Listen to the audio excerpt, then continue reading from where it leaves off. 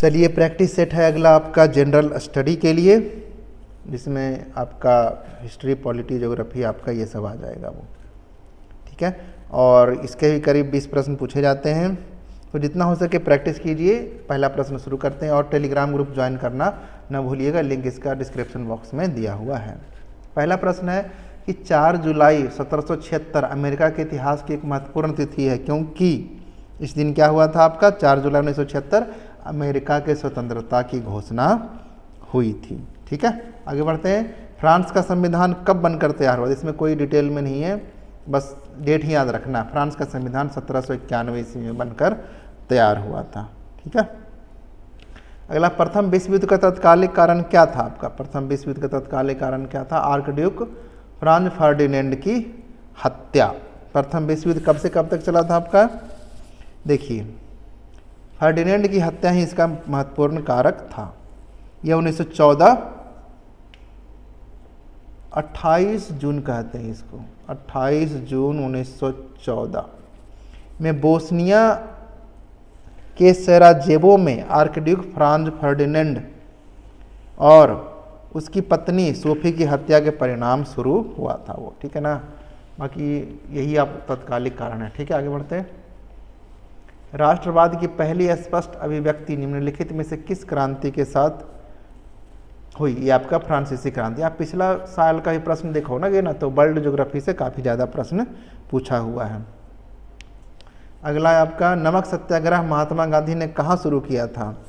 कहाँ से शुरू किया था आपका? साबरमती से शुरू किया था। इसे दांडी मार्च या नमक सत्याग्रह भी कहा जाता है। साबरमती से शुरू किया था कब? 12 मार्च 1930 से शुरू किया था, और ये कब तक चला था? 5 अप्रैल तक चला था, 5 अप्रैल 1930 तक, ठीक है। दांडी तक ये चला था। कहाँ से शुरू किया था? साबरमती से कहाँ तक? दांडी तक। दांडी में जगह है नवसारी तक,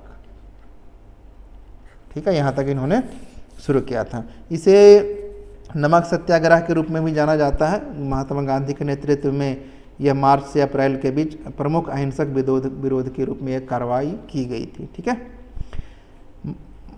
जो यह मार्च है ना, गांधी द्वारा सविनय अवज्ञा के एक प्रमुख अभियान का पहला कार्य था। इसके बाद ही सविनय अवज्ञा आंदोलन शुरू हुआ था, ठीक है। आगे बढ़ते हैं। पहला राष्ट्रीय आंदोलन कौन सा था जिसमें महिलाओं की भागीदारी वास्तविक में बहुत उल्लेखनीय थी? तो आपका यह था, क्या था? दांडी मार्च ही था। 12 मार्च 1930 से शुरू हुआ था। गांधी जी ने आश्रम से समुद्र की ओर अपनी यात्रा शुरू की थी। आश्रम कहाँ था आपका इनका? साबरमती में, साबरमती में, ठीक है। वह समुद्र के किनारे पहुंचे और नमक बनाया, और इस तरह खुद को कानून की आपराधिक अंतर्दृष्टि बना दिया। इस दौरान देश के अन्य हिस्सों में भी कई समानांतर नमक मार्च किए गए थे, ठीक है ना। इससे इस महात्मा गांधी और भारत को दुनिया के ध्यान में लाया, ठीक है। महात्मा गांधी की ख्याति सभी जगह क्या हो गई थी? फैल गई थी। यह पहला राष्ट्रीय आंदोलन था जिसमें महिलाओं की भागीदारी वास्तविक में बहुत उल्लेखनीय थी। जैसे कि कौन कौन से थे? एक थे कमला देवी चट्टोपाध्याय।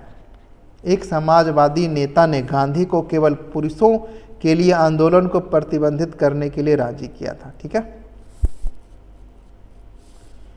कमला देवी सहित कई महिलाओं ने नमक और शराब कानून तोड़ा और गिरफ्तारी भी दे दी थी, क्योंकि कानून तोड़े थे तो गिरफ्तारी होनी जरूर थी। तीसरा और सबसे महत्वपूर्ण यह था कि इस आंदोलन ने अंग्रेजों को यह महसूस करने के लिए मजबूर कर दिया कि उनका राज हमेशा के लिए नहीं रहेगा और उन्हें भारतीयों को कुछ शक्ति देने की जरूरत है। अगले प्रश्न पर चलते हैं। अंग्रेजों ने मुक्त व्यापार की शुरुआत की, इसका मतलब क्या था? अंग्रेज देखिए क्या करता थे, ये क्या करते थे कि भारतीय निर्माता से तैयार माल पर ब्रिटेन में कर लिया जाता था। जो भारतीय लोग थे ना, वो जो माल बनाते थे वो ब्रिटेन में बेचते थे, उनसे कर लिया जाता था, और वही माल पुनः निर्मित कर यही भारत में आकर क्या करते थे? बेचते थे, ठीक है। तो मुक्त व्यापार का मतलब यही है कि आप जो निर्माण करोगे माल उस पर ब्रिटेन में क्या लिया जाएगा? कर लिया जाएगा। भारतीय निर्माता से तैयार माल पर ब्रिटेन में कर लिया जाता था। मुक्त व्यापार भारतीय निर्माता के लिए मुक्त नहीं था, और न ही यह भारत की बढ़ती आर्थिक स्थिति की ओर निर्देशित था, क्योंकि आप कर दे रहे हो तो आर्थिक स्थिति आपकी कहाँ से बढ़ेगी। मुक्त व्यापार केवल भारत में ब्रिटिश निर्माता के हित को बढ़ावा देने के लिए अंग्रेजों की एक आर्थिक नीति थी, ठीक है। जबकि भारत में आयात क्या था, मुक्त था, उधर से वस्तुएं मुक्त आती थी, लेकिन निर्यात करते समय क्या होता था, आपका टैक्स लगता था। ब्रिटेन में भारतीय सामानों पर बहुत अधिक शुल्क लगता था, जैसे मलमल पर 66% के आसपास आपका टैक्स लिया जाता था, ठीक है। इंग्लैंड में औद्योगिक क्रांति सबसे पहले हुई थी और इसी ने विदेशी वस्तुओं की कीमत को सस्ता कर दिया। उच्च कीमतों के बावजूद भारतीय सामान इंग्लैंड में बहुत लोकप्रिय हुए, जैसे कि मलमल हो गया, आपका रेशम हो गया, ये सब आपके क्या हुए, काफ़ी लोकप्रिय हुए। मुक्त व्यापार केवल एक तरफा था क्योंकि भारतीय वस्तुओं पर अभी भी भारी शुल्क लगाया जाता था, ठीक है। निम्नलिखित में से कौन अनवीकरणीय संसाधन है। अनवीकरणीय संसाधन वैसा है जिसे हम दोबारा इस्तेमाल नहीं कर सकते हैं। सौर ऊर्जा कर सकते हैं, जल को कर सकते हैं, फिशरीज को कर सकते हैं, लेकिन कोयला को नहीं कर सकते। तो ऑप्शन तो इसका सही उत्तर है। 2011 की जनगणना के आंकड़ों के अनुसार भारत में जनसंख्या का घनत्व कितना था, तो आपका था 382 व्यक्ति प्रति वर्ग किलोमीटर। भारत में हवाई परिवहन का राष्ट्रीयकरण कब किया गया था, 1953 ईस्वी में किया गया था, ठीक है। करीब 9 एयरलाइंस का किया गया था, जिसमें air India, air services of India limited, ठीक है, ये सभी और भी बहुत सारे थे जिसका राष्ट्रीयकरण किया गया था। किस राज्य सरकार ने सितंबर 2022 में स्कूलों में नो बैग डे नियम लागू करने का निर्णय लिया था। आपका बिहार से रिलेटेड है, आप इसको याद रखिएगा, ठीक है।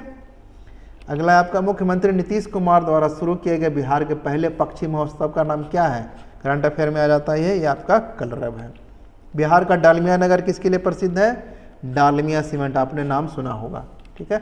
2011 की जनगणना के अनुसार बिहार की जनसंख्या का कितना प्रतिशत शहरी क्षेत्र में रहता है, ये आपका 11.3% रहता है।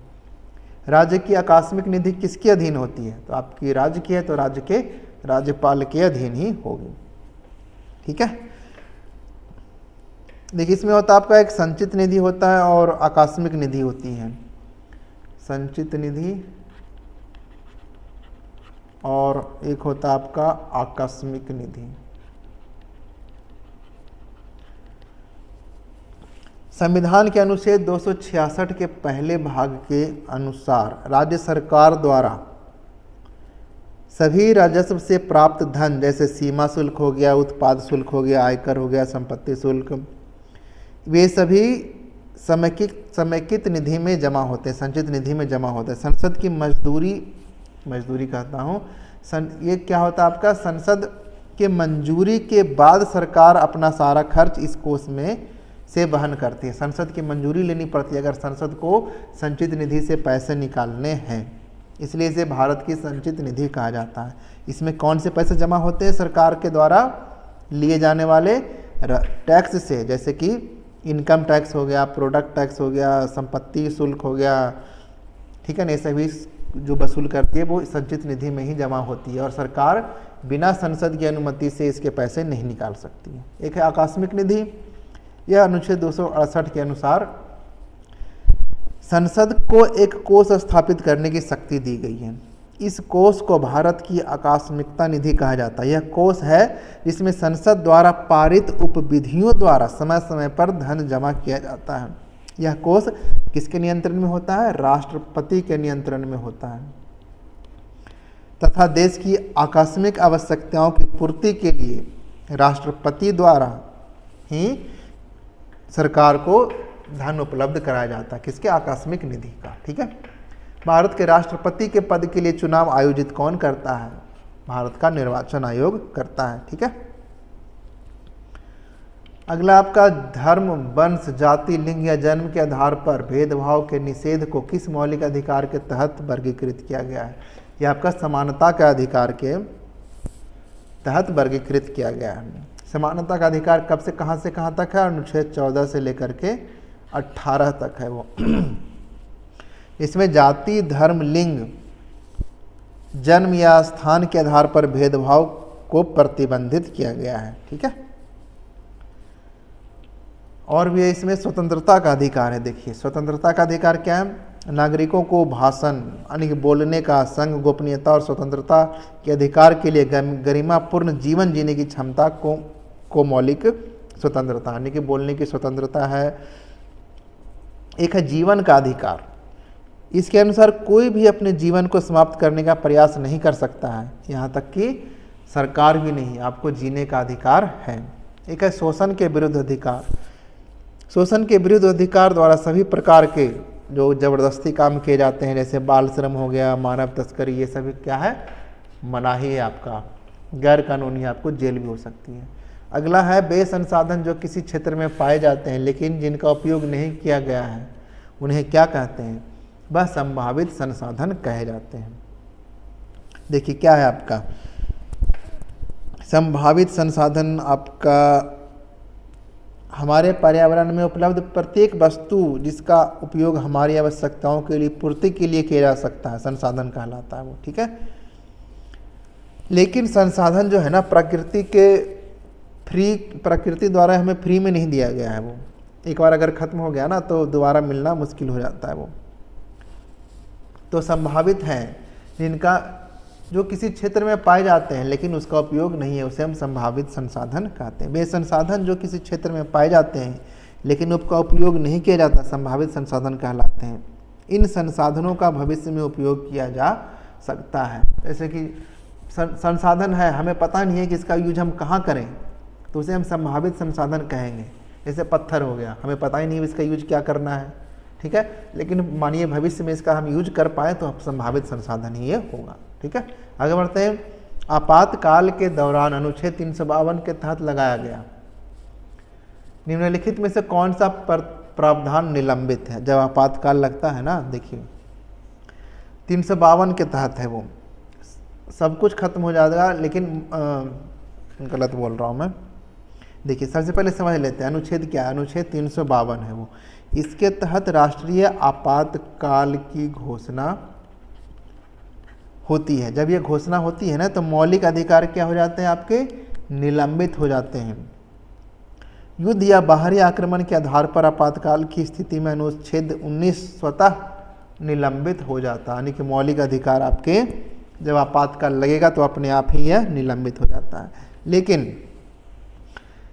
अनुच्छेद 20 और 21 जिसमें जीवन है और व्यक्तिगत स्वतंत्रता का अधिकार है, यह निलंबित नहीं होता है। आपका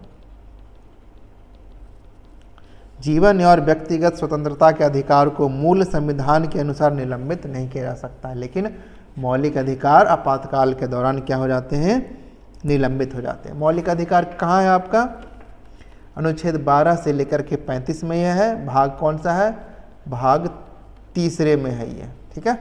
सरदार वल्लभ भाई पटेल को मौलिक अधिकारों का जनक कहा जाता है। या कहाँ से लिया गया है, अमेरिका से लिया गया है, ठीक है। अगला सविनय अवज्ञा आंदोलन के दौरान हुई दांडी यात्रा के काल का समय कौन सा, बता चुका हूँ मैं। 12 मार्च से लेकर के 5 अप्रैल तक होना चाहिए था, यहाँ 6 अप्रैल है। 12 मार्च से 5 अप्रैल तक ये चला था, 6 अप्रैल तक ये चला था, ठीक है। तो ये थे इसके 20 प्रश्न। कैसा लगा एक लाइक करते जाइए और टेलीग्राम चैनल ज्वाइन करना न भूलिएगा। और जल्द ही एग्ज़ाम होने वाला है और गुड लक आपके एग्ज़ाम के लिए। मिलते हैं अगले लेक्चर के साथ। Thank you. चलिए